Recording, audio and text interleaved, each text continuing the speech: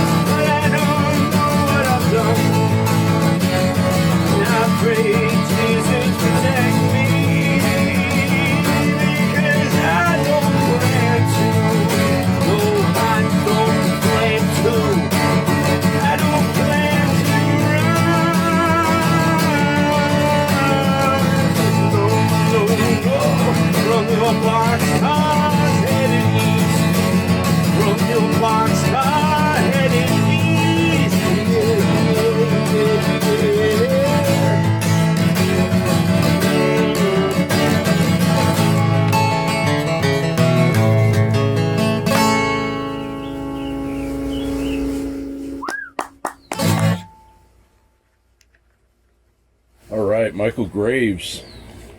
I feel like I'm introducing a song on the radio. So, Michael, let's start at a little bit of the beginning. Give us a little bit of background of how long you've been doing this and how you started. I auditioned for the Misfits on the night of my 20th birthday. It took me about a year to get into the band. So I auditioned, and then I kept on going back, and they were really unsure about me, and they were really unsure really about anybody that they were going to get in the band. They were hoping Glenn Danzig might have come back, and talking about Dave Vaney, and I got into the band through Pete Steele. I was teaching him the songs, the Misfits songs to sing for Halloween 1994. Typo Negative. Negative. Yeah, and it was crazy because I was a huge Typo Negative fan. Like, huge. Yeah. And again, I was just a kid out of high school. How can you not be? Yeah. And there I was with Pete Steele teaching him the songs, and at some point in the rehearsal, Pete stopped everything and put his arm around me and said, "This is your singer. Like, this kid is really talented. He sings these songs better than I can ever sing them." And I was like, it was like a light bulb went in everybody's head. Like, oh, that's a great idea. I can't believe we haven't thought of that. Yeah. And ever since then, I was the singer of the band. When did it start dawning on you that there was something out there that you couldn't really put your finger on that was definitely working against your livelihood? You know, I had the inclination towards the end of the Misfits. You know, like, think 1998, 1999. Wow. Okay. Because I remember having conversations with, like, Marilyn Manson, for example, and what he was going through and the things that were happening to him, like Marilyn Manson or not. But think like PMRC, like, we remember in the 80s, you know, the government, Tipper, you know. Yeah, Tipper Gore, yeah. Yeah, and that whole thing. So talking to artists like Marilyn Manson, it was kind of like, you know, there's definitely something up. But it really dawned on me in 2004 when I started to contribute and work with conservativepunk.com, which was, you know, pushing back. It was the other side of an organization that was called punkvoter.com, that was heavily funded and organized through left-wing organizations. And, you know, there was these big money left-wing progressive donors that were feeding these groups like punkvoter.com. And the reason that I started to work with conservativepunk.com is because when I heard about Punk Voter, Mike Burkett, who, you know, Fat Mike from NoFX, started that, and I reached out to him. I said, I really think the responsible thing to do is, if we're going to breach these subjects of government and culture and religion, and that we should give the target audience, which were young people from the ages of 18 to 25. Punk Voter wanted to register at least 500,000 people was their goal, but to have them vote left wing, you know, for the Democrats. And I said, well, you have to have dissenting voices. Let's just present them, everybody's, you know, us as musicians and artists, let's give everybody our opinions and then let them decide. And they basically told me to go fuck myself. Right. And Johnny Rotten, I mean, the Elvis Presley of punk, he came out as a Trump supporter back during Trump's first run at it. And then this, I think it was like 2016, 2017, but it was kind of like the conservative became the new punk because you were such an outcast. It was the new punk. Yeah. And so then I don't know whether they realized that or not, but this monstrosity began to just clamp down and single out and target people like yourself, and made a lot of people it ruins a lot of people's careers, but you battled on There were a lot of people that really their careers ended. Big names. Because it's a contagion. It's Yeah. that scarlet letter. God forbid. And I know some of the musicians you're talking about.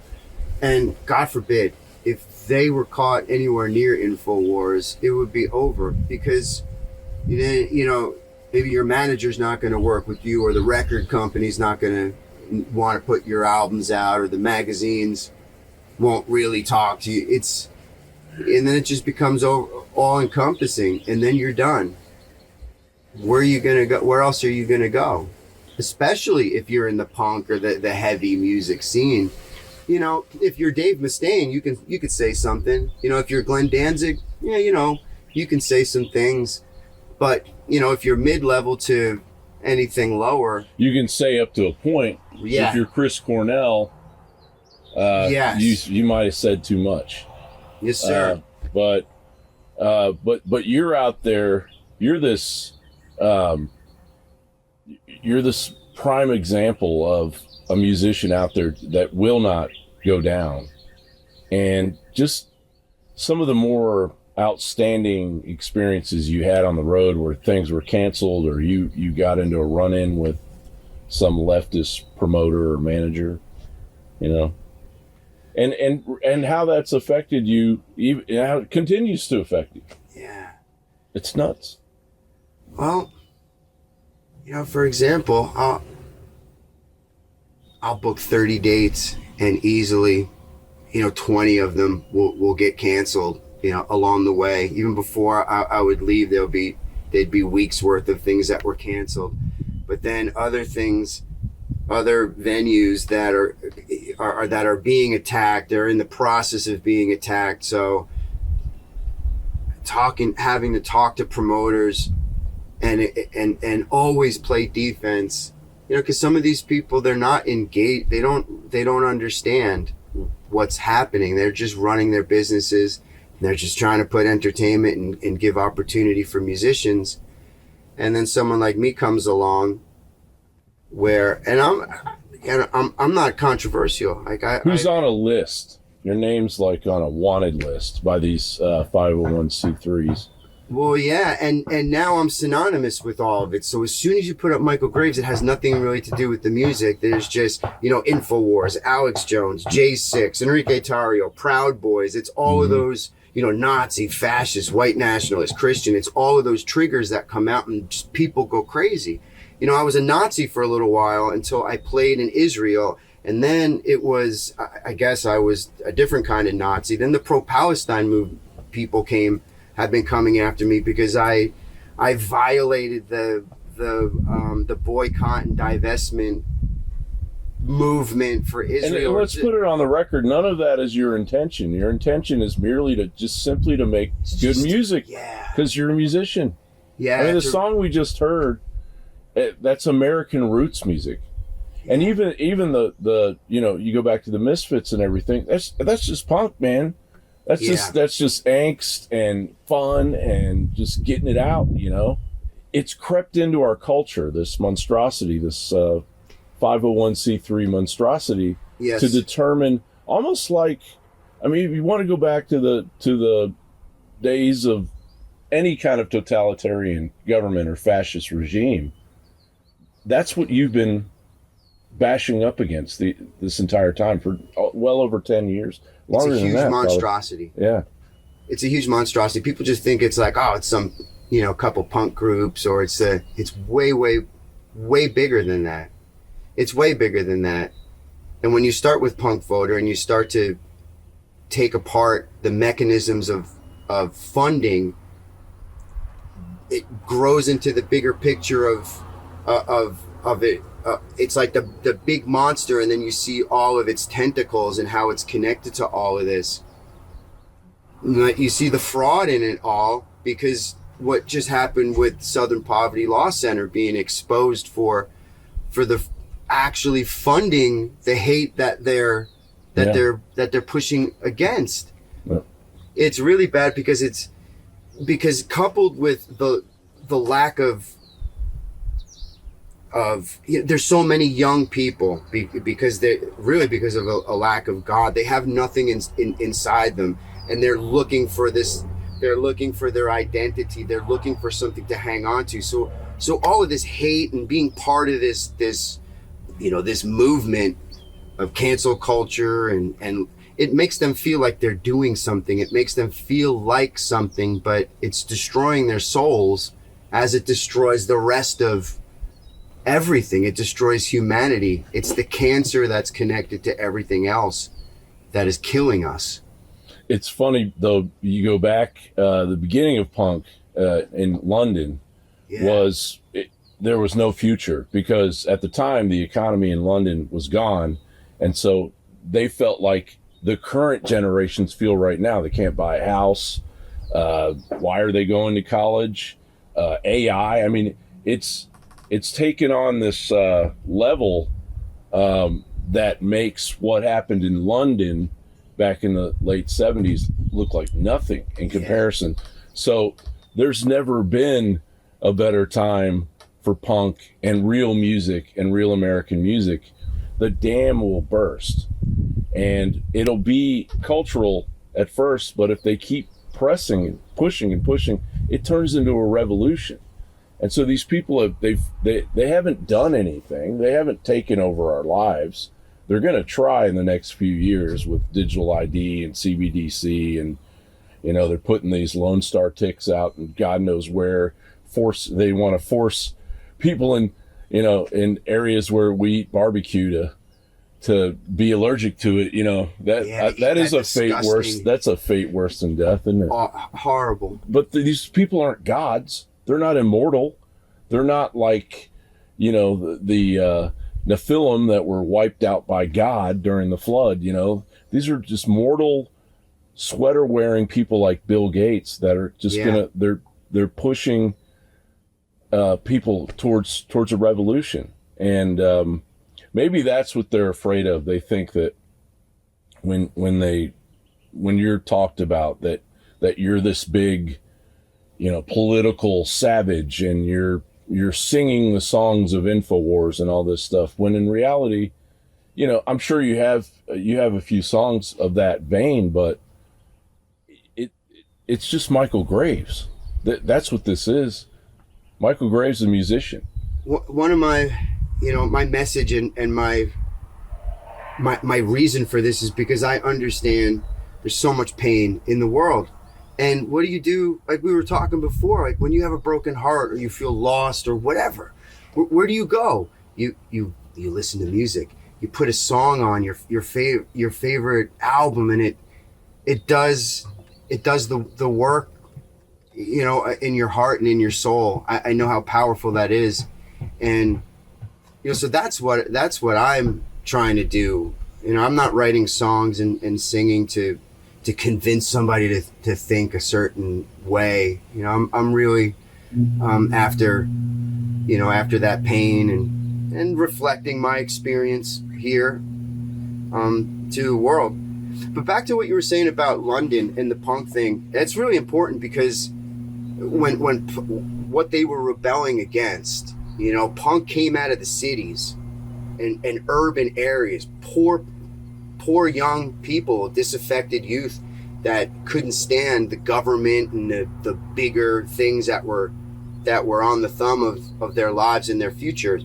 But then eventually we're going through the 70s and the 80s and into the 90s as we got into the 2000s, especially in the 90s, that sort of thing changed because all punk was no longer coming out of the urban centers. It was coming out of middle class suburban neighborhoods, and they were rebelling against their parents, but at the same time they were affluent and they had money, their parents had jobs, and they were just pissed off at being middle class. They were mad because Starbucks is too expensive or whatever. But then as well, that became that disaffectedness, that rage, that rebellion then was put towards when Ronald Reagan came back. In the 80s, there was all the punks against Reagan, but it was against America. It was against American symbolism and the the patriotic attitude that everybody had, that people like my father had and his father, and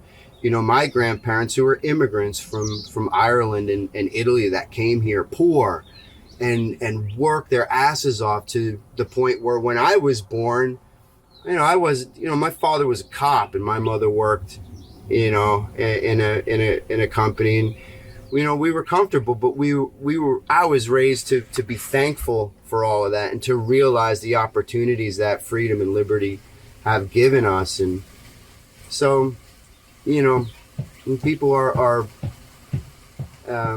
being, they're being manipulated. Their minds are being manipulated against what they're rebelling at. And that's why the information war is so important, because if you take all that information away from them, well, then you end up with Green Day. Then you wind up with Green Day. Yeah, because punk becomes a poser, and nobody pushed back on that kid. Except for Johnny Rotten. And Johnny Rotten has his stance has never changed. Yeah. When you listen to the Sex Pistols lyrics and the things that he was writing, and it was right wing. Mm-hmm. It was anti-abortion. That song Bodies. Yeah, for example. I'm not an abortion. In quotes, right wing. When in reality, it's just it's music and lyrics that are just grappling with common sense and something that you're dealing with in life that you're going to call out that no one else will. And as of the beginning of this year, a Gallup poll showed that an increasing number, I think it was 47% Gallup poll said that of the country is independent now. Yeah. Just think about that. Half of the country is just sitting back, looking at this awful creature in Washington, D.C., this uniparty, and just using us. I mean, today we may or may not find out whether or not Ilhan Omar is going to be kicked out of Congress, but you and I know she might get a slap on the wrist. Yeah. And it's insane. Like, what do you have to do? How much corruption can you get away with until that's enough? And they just keep pushing the envelope. So the punk now is calling out that corruption. And so the system is coming down, the system that is part of that corruption, because these 501c3s, they're not funded by federal dollars. They're funded by the Open Society, George Soros, the Ford Foundation, the Rockefellers, on and on and on, these huge tax-exempt foundations. And they just grow over time, and their message is to corrupt the minds of anyone that will listen and scare people. And they talk about us being fearmongers. Oh, man, I mean, you haven't even seen fearmongering until you've seen Leslie Stahl on 60 Minutes a few days ago. And that's why the presidential polls are in the tanks. That's why all of those numbers of support that we had before we went to war with Iran, everything plummeted, because justice, like, people are not stupid, especially everyone. We went through COVID, and that woke so many people up because everyone was just at home looking at their phones. It was almost a big backfire. It was a globalist backfire, because fine, they locked us in our houses and all, but no one had anything to do. And I know that there was a lot of censorship going on, but not enough of it, because everyone was looking at their phones, and so many people became awake. And there was once, when Trump took office, and Elon Musk and Doge, that was a huge thing, because people really felt like, wow, now we're doing it. Now we're really drilling into this corruption, and there was a sense of, all right, we can fix things. And people like us, where I have children. All right, let's fix this so that our children can. And then Elon Musk shows up with a black eye, and it was all downhill from there once they removed that. It was the inertia of Trump's campaign and talking to the American people and giving us what we want and what we voted for. And then they get into office, and then they finally get the reins on everybody in there, and they're like, wait a minute. No, we're not arrested. We're not taking anybody out. And then with the Epstein files, nobody gets taken down. It was the Epstein file that really pushed the boulder that is now rolling down the hill. Because just ordinary people that I've even spoken to, that I couldn't imagine them saying things, about eating the babies and the Lucifer and the Satanism and the eugenics that were going on. It's like, wait a minute, that was real? All of a sudden, all our nightmares became real, and then it was just like, well, now we're gonna go over here and we're gonna go to war. Right. Look at this. Don't look at that. Look at this. Yeah. So there's a lot of upset people. Well, and that's what they've done with the music industry. They did that with the Illuminati. That's what I call them, the Illuminati musicians, the ones that Queen, Beyonce, and King Jay-Z oversee, this handful of people that have to do God knows what to be a party to their system. And they've just owned music, where American music, while there's this underbelly, lack of a better word, because it really isn't an underbelly, but there's this system of music that still exists, that it's just an animal in the United States. You just can't stop live touring. And so musicians can no longer rely on those royalties, because the streaming took all that away and fractionalized it. And they can't rely on distribution and being on television shows for exposure, because Hollywood and media have shut all that down. That's right. Because that's what the 501c3s want. And so the only thing that exists is our ears that are still working, and these new generations that are creating music that they want to hear. And it's happening. It's still going. It's still, they didn't shut it down. No, because one of the things that I have going for myself is God gave me talent. So there are some artists that they thrive in a non sort of live setting. You can get away with a lot of things in studio, and you can get a lot of things, kind of on stage too. But, like an artist like me, kind of old school, that old Americana, think about the blues guys that would just, they would hitchhike up down the Mississippi Delta and just jam and, play and record with one microphone in the corner. You can't stop something like that. Like, you can't stop me, because I can just show up at your house and sit down in your living room and play for a room full of people. I could just get in my car, which I've done, and drive all over this country and book small gigs and sleep in my car. And, I have my guitar and I have my voice. It's unstoppable. And I know other artists like that too, that do that. There's a lot of them. There's a lot of Americana, artists that are like that. And we understand that ethic and that ethos. And we're there, we're there under the surface. It may look, when you look at Michael Graves in the media and all my cancellations and all the things that have been said and done against me, there's another side to that. Because I'm still here. And again, there's a lot of other people too that I know of. And there's a lot of people on the administrative side, the management side. There's record companies and people making movies and videos that it's bubbling underneath the surface. It's like everybody's just setting up shop as we move forward. And it's a powerful thing. It's not going away. And it's become, because they pushed too hard, because they hollowed it out, the American music legacy. And there's nothing like it on planet Earth. It's only become stronger in a way. And now, when you go out and just play songs that you wrote about your girlfriend or your wife or some situation you were in, it doesn't need to even be political.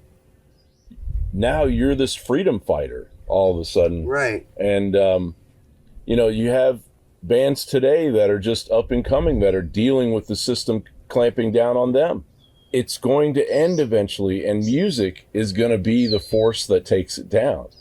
And it won't be a song about this verse is about the 501c3s, and then it won't be a Rage Against the Machine, because there's no bigger sellout than Rage Against the Machine. It's gonna be like a Bob Dylan type person like yourself, who is just singing about reality and being an American, and ultimately that song will carry on, and their screeching anti-American voices will end. We will persevere.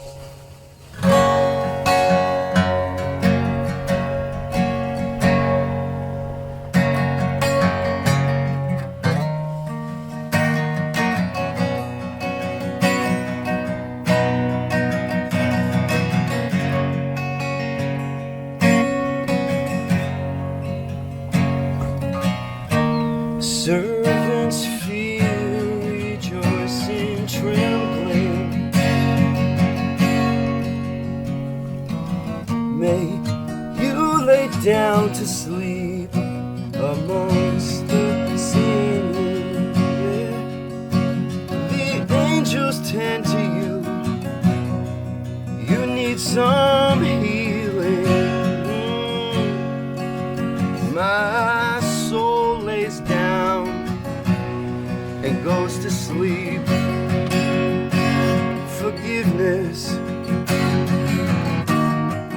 narrow path beyond the choosing, accepting signs you're never ever losing. No, no, no. Thankful for the thorns and for the bruising. Yeah. At night I close my eyes and whisper things to you.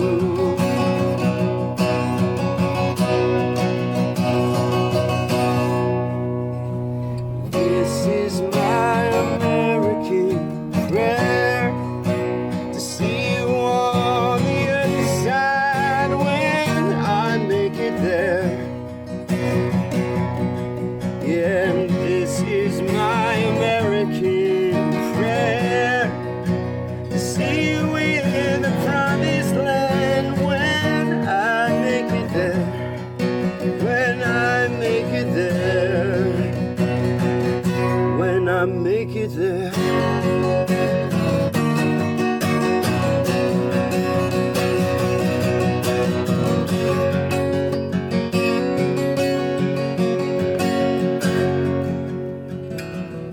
10,000 reasons to be joyful, when all it bears may come to pass. I heard a voice say, don't try so hard, you're always weeping. The promised day will come at last. Hallelujah. Narrow path beyond choosing, accepting signs you're never losing. No, no. Thankful for the thorns and for the bruising. At night I close my eyes and whisper things to you. Whisper things to you. This is my American prayer, to see you on the other side when I make it there. Yeah, this is my American prayer, to see you in the promised land when I make it there.